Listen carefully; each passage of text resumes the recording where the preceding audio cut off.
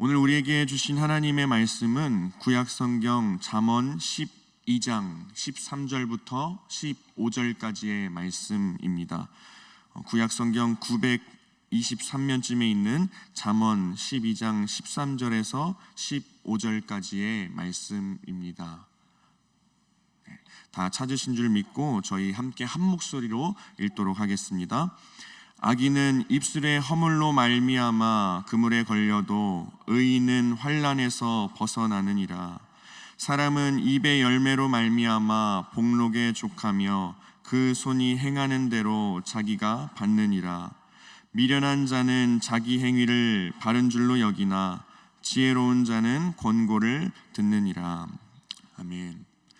네, 오늘 이 시간 말의 결과라는 설교의 제목으로 함께 말씀을 나누고자 합니다. 오늘 우리가 읽은 잠언 12장의 말씀은 전체적으로 우리 인간 생활에 있어서 우리에게 부딪히는, 또 우리가 경험할 수 있는 문제들에 대해서 실제적인 교훈을 주는 짧은 경구로 이루어진 말씀이 오늘 우리가 읽은 잠언 12장의 말씀입니다.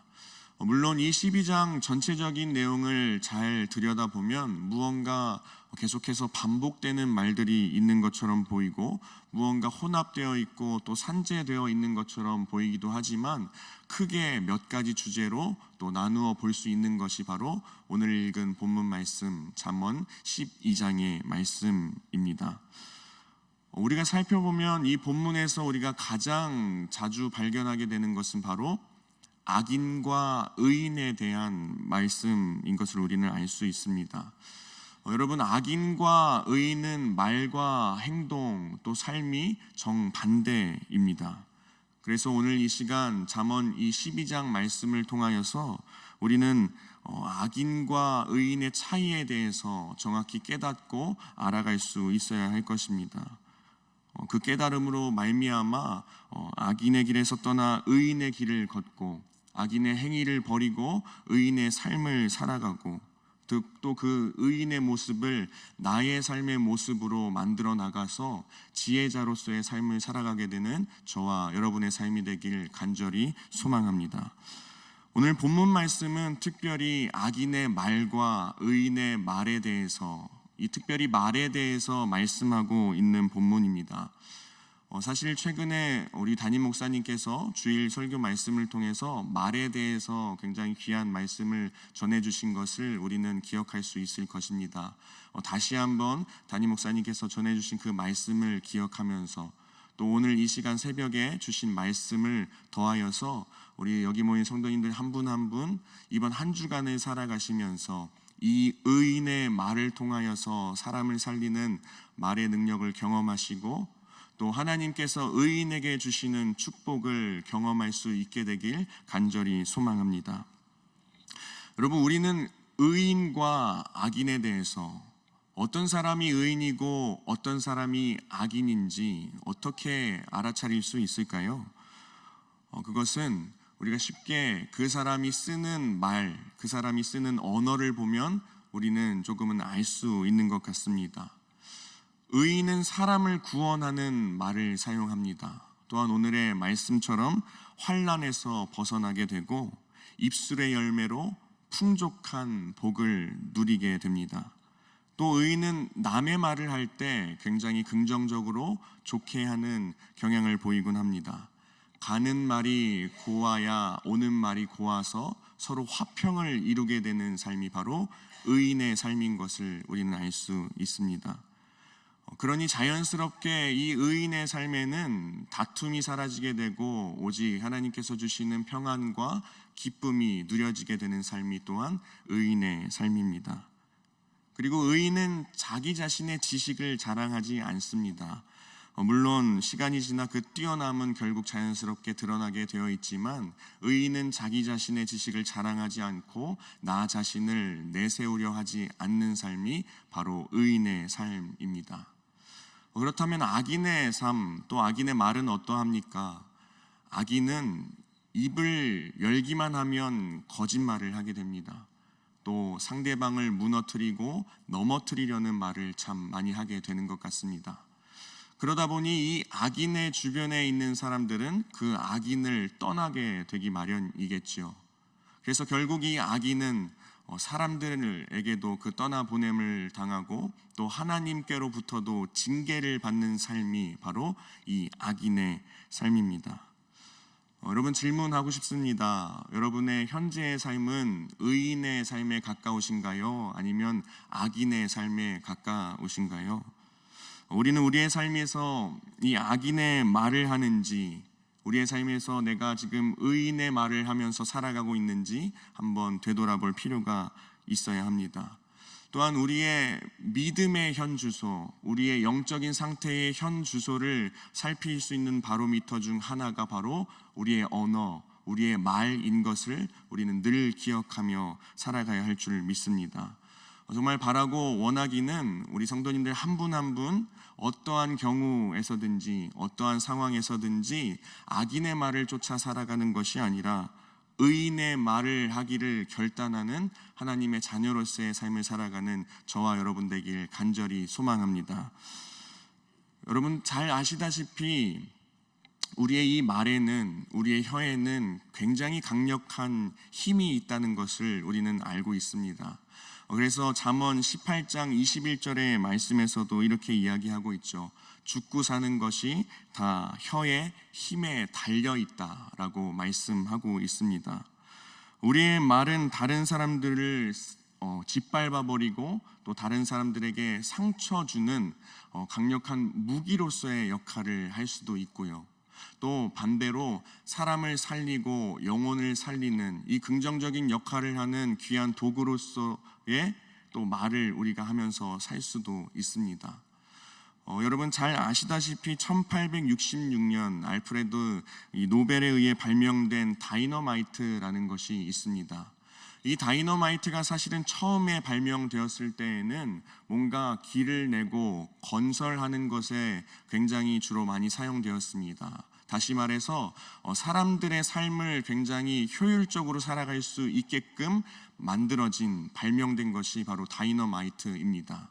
그러나 우리가 알고 있듯이 시간이 얼마 지나지 않아서 그 다이너마이트는 어떻게 사용되게 됩니까?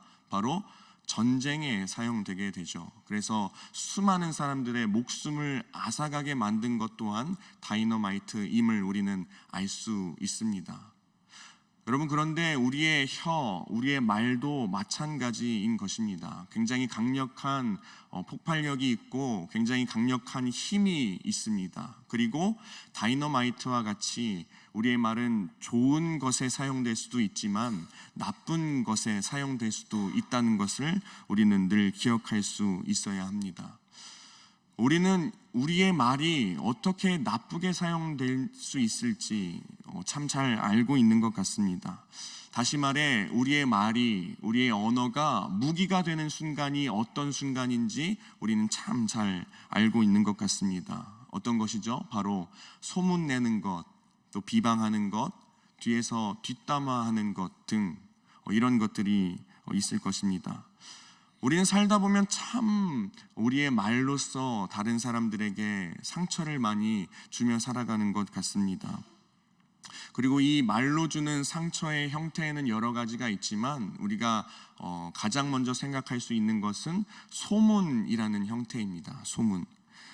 잠언 20장 29절에서도 이렇게 말하고 있습니다. 한담하는 자는 남의 비밀을 누설하나니라고 말씀하고 있습니다. 여러분, 보통 이 소문이라는 것은 입에서, 입을 통해서 전해지기 마련입니다. 보통 소문은 어떻게 시작되게 되죠? 보통 집사님, 권사님, 이건 진짜 비밀인데요 라고 하는 말들로부터 소문이 시작되기 마련입니다. 그러나 우리는 알고 있습니다. 이렇게 비밀인데요 라고 하면서 다가오는 이 말들은 정말 나의 삶에 또 상대방의 삶에 유익이 되는 비밀이 아니라는 것을 우리는 알 수 있습니다. 그저 상대방에게 있어서 흥미를 불러일으키는, 궁금증을 불러일으키는 그저 가십거리에 머무르는 것이 바로 이 비밀인 것을 우리는 참 잘 알고 있습니다. 그러나 이 시점에서 우리가 분명하게 기억하고 넘어가야 할 것은 하나님께서는 이런 소문을 싫어하신다는 것을 우리는 알 수 있어야 합니다. 좋은 의도가 아닌 비밀을 퍼뜨리는 것을 하나님께서는 싫어하신다는 것을 우리는 알고 있어야 한다는 것입니다. 또 때로는 우리 교회에서, 물론 우리 은평교회에서는 제가 아직 한 번도 경험해보진 못했지만 교회 안에서도 소문을 내는 경우가 참 많이 있는 것 같습니다. 또 굉장히 교묘하게 소문을 내는 경우가 있습니다. 무언가 기도 제목을 나누는 듯한 말로 소문을 내는 경우도 있는 것입니다. 권사님, 집사님, 이거는 제가 기도 제목이기 때문에 말씀드리는 건데요, 아니 저 성도가 이러이러하다네요. 아유 참, 저희가 기도해야지 뭐 어쩌겠어요 라는 이런 교묘한 말로도 소문을 퍼뜨리게 됩니다.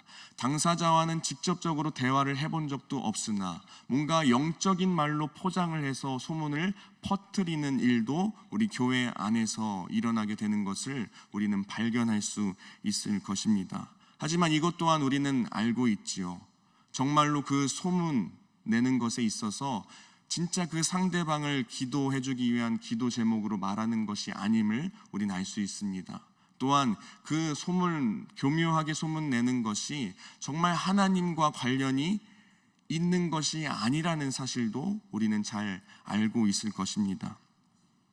그런데도 계속해서 이 좋은 의도가 아닌 상태로 소문을 퍼뜨리는 일이 우리의 삶에서도 또 우리의 교회에서의 신앙생활 안에서도 이루어지게 됩니다. 그리고 더 큰 문제는 무엇입니까? 이 소문에는 항상 비방이라는 것이 따라오기 때문에 더 큰 문제가 생기는 것 같습니다. 여러분, 비방이란 무엇입니까? 의도적이고 직접적으로 악을 말하는 것을 바로 비방이라고 합니다.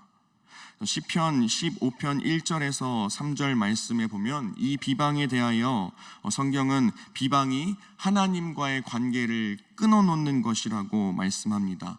또 고린도전서 5장 11절 말씀에 보면 모욕하는 자와는 사귀지도 말라라고 말씀하고 있습니다. 왜 그렇습니까? 이 의도가 너무나도 악하기 때문에 하나님께서는 의도가 악한 그 사람과는 관계하지도 교제하지도 말라고 말씀하고 있는 것입니다. 여러분, 말씀을 준비하면서 우리가 잘 알고 있는 국민 MC 유재석이라는 연예인이 말에 대한 10가지 이 명언을 남겨놓았다는 것을 제가 발견할 수 있었습니다. 이 10가지가 있지만 5가지만 제가 여러분들께 소개를 해드리고 싶은데요. 첫 번째, 앞에서 할 수 없는 말은 뒤에서도 하지 말라. 두 번째, 귀를 훔치지 말고 가슴을 흔드는 말을 하라. 듣기 좋은 소리보다 마음에 남는 말을 해라. 세 번째, 칭찬에 발이 달렸다면 험담에는 날개가 달려있다. 나의 말은 반드시 전달된다. 허물은 덮어주고 칭찬은 자주 해라. 네 번째, 입술의 30초가 마음의 30년이 된다. 나의 말 한마디가 누군가의 인생을 바꿀 수도 있다. 다섯 번째, 혀를 다스리는 것은 나이지만 내뱉어진 말은 나를 다스린다. 함부로 말하지 말고 한 번 말한 것은 책임져라. 성경 말씀은 아니지만 굉장히 멋진 말이고 우리가 새겨 들을 수 있을 법한 이야기이기 때문에 제가 소개를 해드렸습니다. 그러나 이 시점 다시 한번 우리가 오늘 읽었던 본문 말씀 13절에서 14절의 말씀을 한번 다시 읽어보길 원합니다. 제가 읽도록 하겠습니다. 악인은 입술의 허물로 말미암아 그물에 걸려도 의인은 환난에서 벗어나느니라. 사람은 입의 열매로 말미암아 복록에 족하며 그 손이 행하는 대로 자기가 받느니라. 아멘. 특별히 여러분, 이 말씀은요, 다른 사람을 음해하려는 그 말과 행동에 대한 경고를 담고 있는 말씀으로 이해할 수 있습니다. 악인 자신의 그 말의 허물로 인하여서 그 입술의 범죄로 말미암아서 죄가 없는 사람들을 마치 짐승을 그물로 잡는 것과 같이 잡는다고 이야기하고 있습니다. 하지만 그것이 다시금 자신에게로 돌아와서 오히려 자업자득이 되어서 악인 자신이 그물에 걸리는 결과를 보이게 될 것이라고 말하는 것이 바로 오늘 본문 말씀입니다. 여러분, 오늘 말씀, 이 말씀을 통해 우리는 깨달을 수 있어야 합니다. 바로 무엇입니까? 하나님께서는 악인이 행했던 그 악을 다시금 그 악인의 머리 가운데로 되돌린다는 것을 우리는 기억할 수 있어야 합니다. 하나님께서는 악인의 악이 다시금 악인의 머리로 돌아가게끔 일하시는 하나님인 것을 우리는 기억할 수 있어야 합니다. 여러분, 이처럼 우리의 말에는 결과가 있으며 그 결과는 반드시 자신에게 돌아온다는 말씀이 바로 오늘 본문의 말씀입니다. 악한 자에게는 그것이 부정적인 의미로 자업자득으로 다가오지만 조금 바꿔서 말한다면, 또 한편으로 생각해 본다면, 의인의 말을 함으로써 그 말로써 사람을 살리며 살아간다면 그것 또한 다시금 자기 자신에게로 돌아와 입술의 열매를 맺고 그 입술의 열매로 말미암아 복록의 삶을 살아가게끔 하신다는 말씀이 바로 오늘 본문 말씀입니다. 여러분, 복록의 삶이란 무엇입니까? 복록이란 무엇입니까? 좋은 것, 번영, 또 승리 등 우리의 인생에서 누릴 수 있는 갖가지 행복과 더불어 또 하나님께서 베푸시는 형통과 안전과 이 구원의 은총이 바로 복록입니다. 따라서 우리는 이 말씀에 근거하여서 우리의 입술로, 우리의 말로 사람을 죽이기보다는 살리며 살아갈 수 있게 되길 간절히 소망합니다. 물론 이 복록 때문에 우리가 그렇게 살아가야 한다는 것은 아닙니다.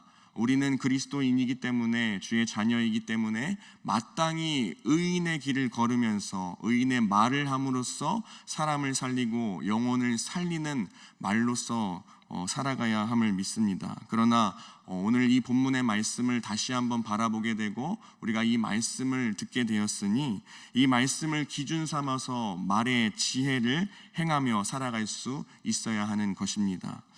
에베소서 4장 29절의 말씀에서도 사도 바울은 말에 대해서 이렇게 이야기하고 있습니다. 무릇 더러운 말은 너희 입 밖에도 내지 말고 오직 덕을 세우는 데 소용되는 대로 선한 말을 하여 듣는 자들에게 은혜를 끼치게 하라. 여러분, 먼저는 나의 혀가 사람을 살리는 데에 좋은 도구로서 사용될 수 있도록 결단하고 또 삶에서 노력을 하시길 권면드립니다.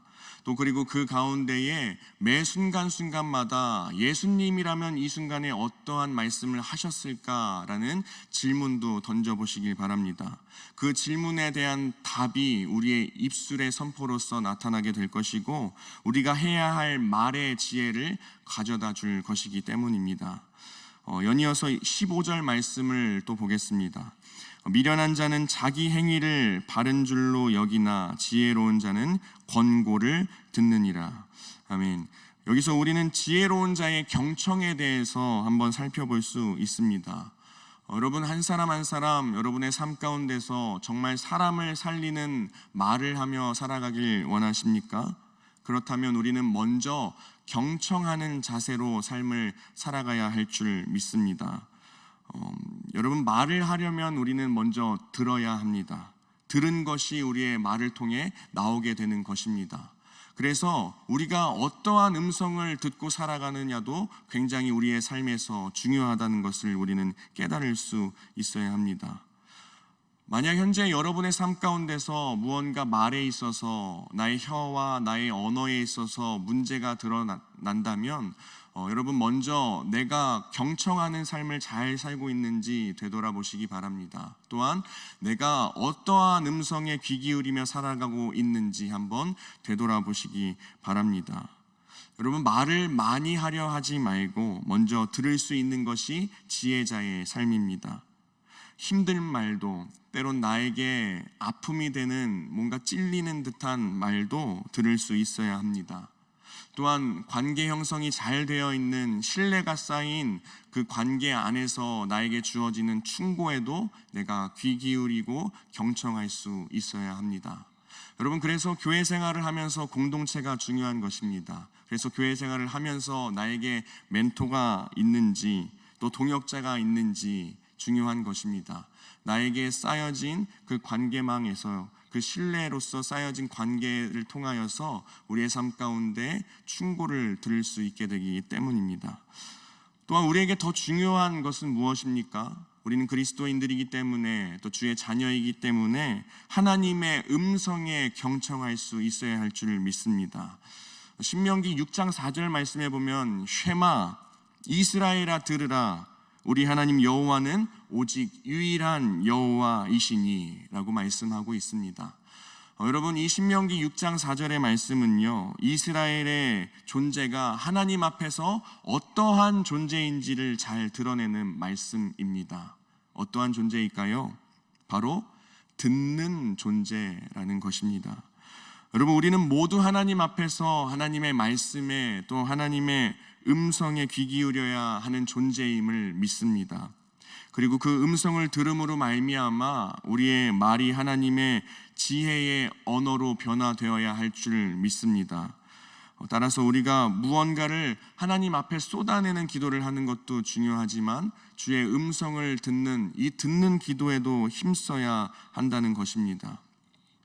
우리가 잘 알고 있는 헨리 나우엔, 이 헨리 나우엔이 24시 기도를 강조하며 이 경청에 대한 이야기를 했습니다. 제가 읽어드리겠습니다. 어리석은 삶이란 하나님의 음성에 귀 기울이지 않고 자기 뜻대로 사는 삶이고, 순종하는 삶이란 우리 속에 계신 성령님의 음성을 바짝 귀 기울여 사는 삶입니다 라고 이 헨리 나우엔도 이야기하고 있습니다. 여기 모인 사랑하는 성도님들 한 분 한 분, 오늘 이 시간 다시 한번 우리의 말에 대해 결단할 수 있어야 할 줄 믿습니다. 우리의 말로 인해 우리의 삶이 그물에 걸리는 삶이 될 수도 있고 복록의 삶을 누리게 되는 삶을 살아갈 수도 있다는 것을 기억하면서 이제는 하나님께서 기쁘시게 하고 또 우리의 말을 통해서 많은 사람들의 그 영혼을 살리고 그런 언어 생활을 통해서 하나님께 영광을 올려드리는 그러한 삶을 살아가는 저와 여러분 되길 간절히 소망합니다. 먼저 우리의 말로 막 쏟아내기보다는 하나님의 말씀에 경청하고 또 우리 주변에 주어진 동역자들의 그 충고, 그 말들에 경청하여 쏟아내기보다는 내가 먼저 채워지기에 힘쓰고 또 그 경청으로 말미암아 사람을 살리는 말들이 여러분의 한 사람 한 사람의 삶 가운데 쏟아져 나오기를 간절히 소망합니다. 시편 19편 14절의 말씀과 같이 내 입의 말과 마음이 주님 앞에 연락되기를 원하나이다 라고 고백하며 입술의 열매로 말미암아 복록의 삶이라는 말의 결과를 나타내는 우리 성도님들 한 분 한 분의 삶이 될 수 있길 간절히 소망합니다. 이번 한 주 살아가면서 특별히 사람을 살릴 수 있게 되길, 여러분들의 입술과 혀와 말을 통하여서 많은 영혼들을 살릴 수 있는 능력이 나타날 수 있는 한 주간이 삶이 될 수 있길 간절히 소망합니다. 할렐루야. 우리 기도하겠습니다. 오늘 말씀을 기억하며 주의 음성에 귀 기울이며 나의 말이 하나님께 연락되며 많은 영혼들을 살리는 말이 되도록 또 의인의 삶을 살아감으로 말미암아 복록의 삶을 누리며 나아갈 수 있도록 또 여러분들 각자 가져온 그 기도 제목을 놓고 우리 주님의 이름 한번 부르고 함께 기도하며 나아가겠습니다.